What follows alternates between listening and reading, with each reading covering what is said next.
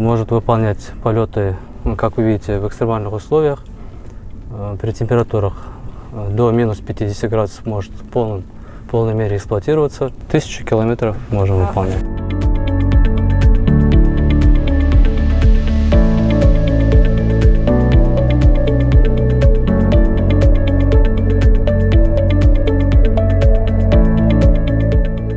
Например, можно транспортировать 3 пациентов, которые нуждаются в транспортировке в город.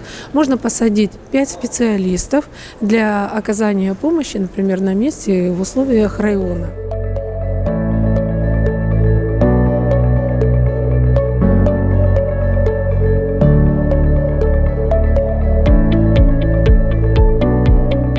Если, например, сравнить на Ан-2, мы тоже очень благодарны этому маленькому самолетику, да, который стольким пациентам была оказана помощь.